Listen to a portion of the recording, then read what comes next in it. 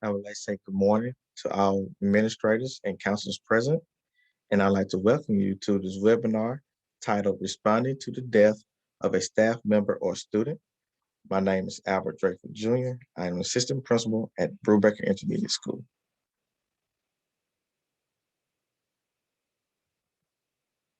What is death? Death is the action or fact of dying or being killed, the end of life of a person or organism. Impact of the loss. In the aftermath of a death, people want information and will look for it wherever they can find it.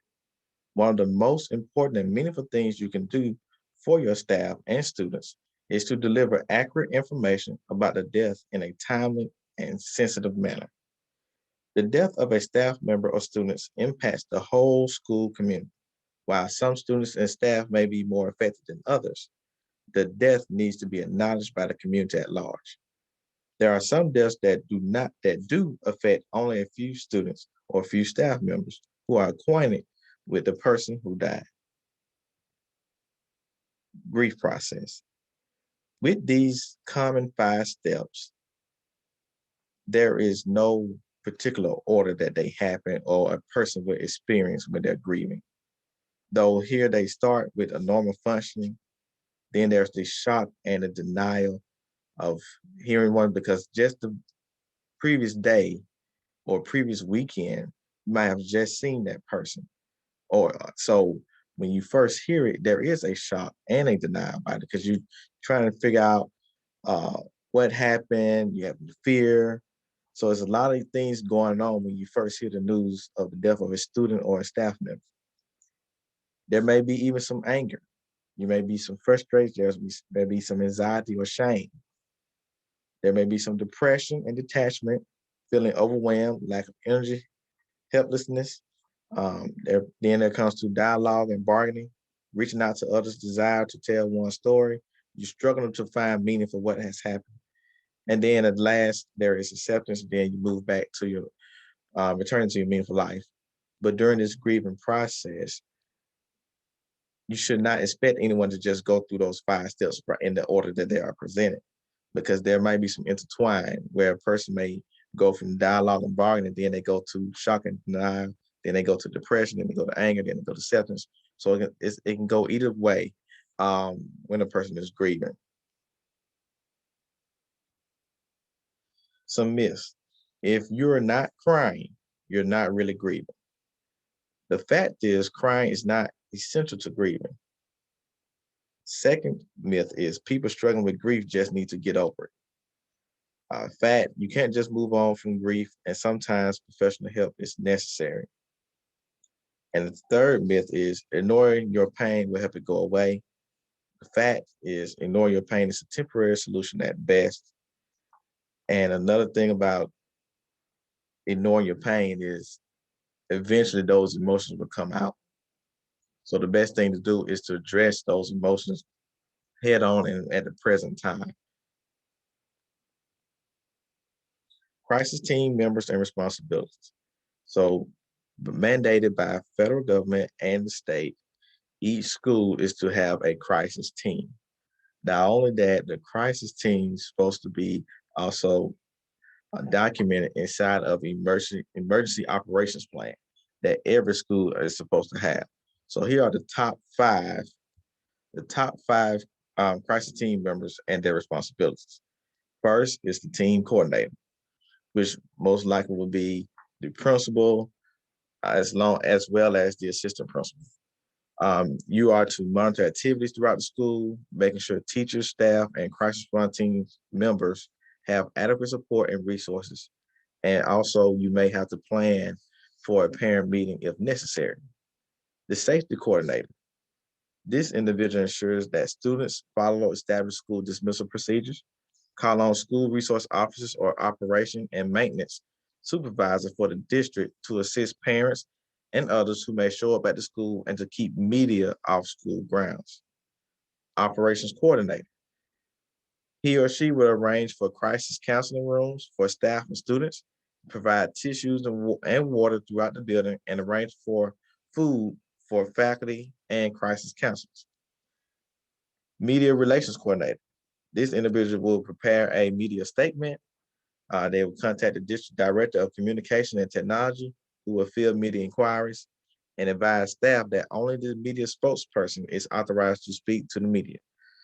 So whatever your policies and procedures are for reporting things to the media, you are to follow those policies and procedures. 9 times out of 10, the administrator, more than likely the principal, will be contacting the superintendent, and then the superintendent will pass that information along to the district director of communication. So whatever your policies and procedures are, those what you should follow. And last is the social media coordinator. He or she will oversee the school's use of social media as part of the crisis response and coordinate efforts to involve students to create and monitor social networking sites and other social media. So again, with the social media, you can use that to get the word out to parents and other community stakeholders. It'd be a quick way, but you need to also make sure that the social media coordinator coincides with the media relations coordinator, because they also have to coincide with the team coordinator. All members will have to work together, because there needs to be one statement, a clear statement that has been developed, and only one person should be given that statement. So before you post on social media, make sure there is agreement among the statement that you're going to put out there. As far as reporting information of the deceased, it'll be in best interest to contact the family, making sure that they are okay with the information that you all are planning on to presenting out to the public. Some counseling tools. 3 counseling tools that I use for therapies: solution-focused therapy, cognitive behavior therapy, and Gestalt therapy. Solution-focused therapy approach allows the client and counselor in partnership to co-create possibilities rather than limitations. This would be a valuable therapy or theory to use um, during the first initial receiving of the news, um, because you will have designated counseling areas throughout the school building, and maybe some areas for where you will do some counselors will have to do classroom guidance lessons. Where here, this therapy is a quick way. It's not really meant to be very long, depending on the client, but it's a good way of getting that person going through their solutions. And rather than looking at the limitation, they're looking at the possibilities. Cognitive behavior therapy is CBT clients learn to identify cognitive distortions and faulty thinking, restructure those negative thought patterns, and identify cues and triggers. So with those negative thoughts and patterns, you may have a student who's struggling with the death of a classmate. Maybe that student, you may have that one particular student who was with that individual before they died. Maybe it was a car accident, or you may have them.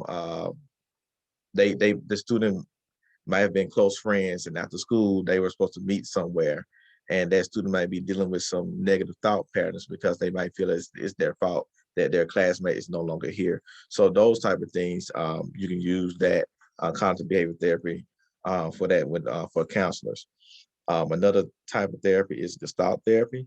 The therapists help create the here and now atmosphere by asking what you're currently aware of or how certain emotions make you feel.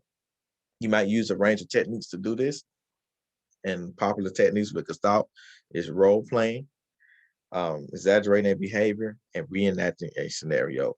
And with using these techniques with Gestalt therapy, it will help the individual face with the here and now the emotion that they're dealing with, especially with dealing with death.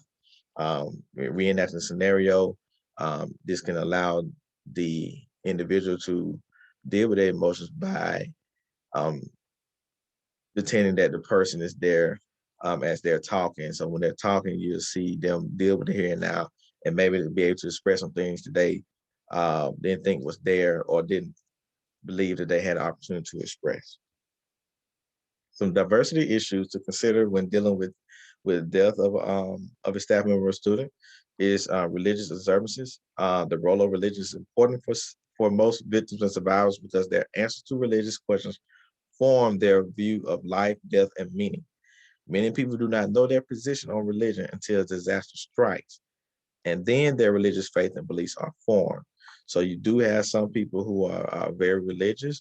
Some people really wear their religion on their arm, so to speak.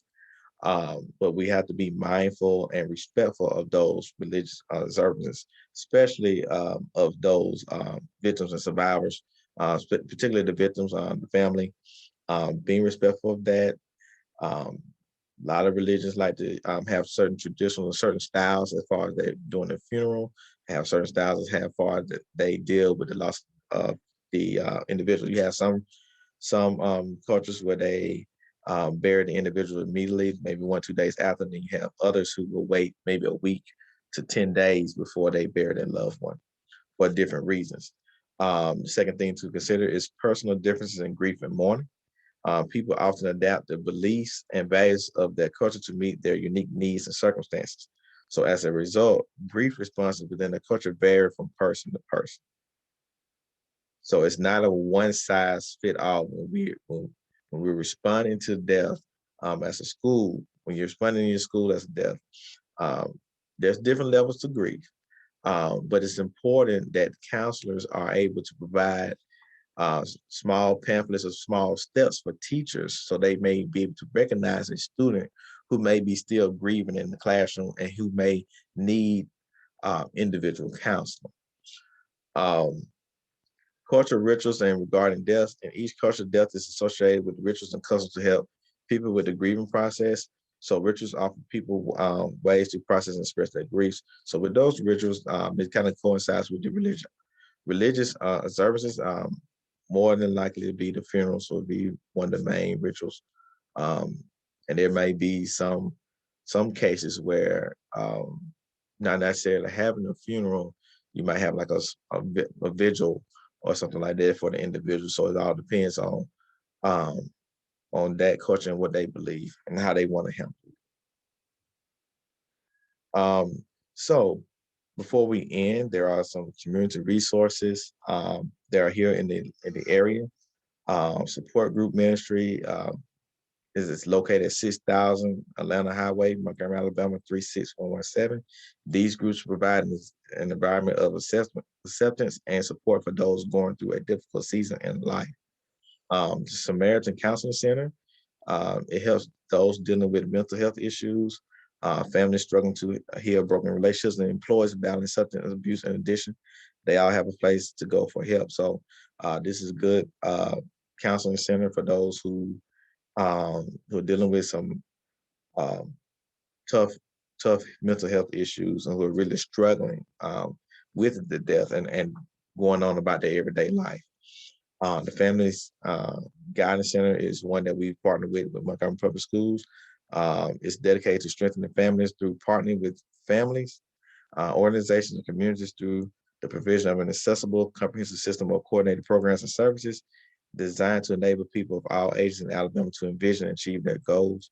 So again, the Family Guidance Center has been partnered with us for several years. Um, Most of our we have students who've been through this program through this guidance center, and also some other families as well for different situations. So it is a great resource to use for faculty and staff and students as well. Catholic Social Service of Montgomery is an organized expression of the church's concern for social justice and well-being. Um, this one's more catered to those who are Catholic, believe in Catholic faith, but they also offer services to those who are not part of the Catholic faith. Emmanuel Counseling Services is here to let you know that there is hope and that through your counseling experience, your life will change in a positive way with personal growth and healing. So this is another counseling service that is offered at True Divine Baptist Church off of 4601 Troy Highway. So they too have been uh, a great support of our schools and some of our schools in that local within their area. So we appreciate them and the work that they have done. But all of these are some community resources that you can use. There are more, but these are the more popular ones in our area. But you're more than welcome to use whichever community resource that you're most comfortable with. But these are some community resources that if the students are still struggling, or the faculty and staff are still struggling, you can. These are some resources that you can reference. Some online resources as well. The various The Bar Harris Children's Grief Center. These are some online resources. So for after hours, like this says 8 a.m., someone 8 p.m. that someone may need some services or some support over the or maybe over the weekend. These are some of these areas online resources that people can use. Um, you have the Modern Loss. It's a place to share the unspeakable taboo, unbelievably hilarious and unexpectedly beautiful terrain of navigating your life after a death. Mindfulness and grief is helping you cope with life after death using meditation for grief, yoga, and journaling. So those might be something that you're interested in. COVID Grief Network, undoing isolation for young adults grieving the illness of death of someone close to COVID-19. Um, this year, during this pandemic, is nothing that something that we've never seen before. Hopefully, something that we don't see again. But we, as a district, have experienced the loss of colleagues um, this year. We also have had faculty, staff, and students to lose loved ones to COVID-19. So, for those who are young adults, this particular website for those who may need that extra help of grieving the illness of someone. Willow House is a nonprofit social service organization whose sole mission is to support children, families, schools, and communities who are coping with grief and the death of a loved one. And this is another online resource that can be used that you can pull. Maybe counselors can pull resources to distribute throughout the school. But it's a great resource that you can use to help those who are still grieving. Again, my contact information is listed, my phone number, my email, and also provide an alternate email. So for those who may have questions, um, who may need some materials, some pamphlets for grief and loss, this is the way you can contact me. And if you have any other questions, or if you need an extended webinar or extended session, or you want to do another session for us for your personal school, then you can contact me. Through these avenues. Again, I would like to thank you all for your attention for this morning. I hope that is something that has been said that will help enlighten you, to help increase your knowledge about dealing with death and loss, and hopefully you be more prepared and more comfortable with dealing with these type of situations. Thank you.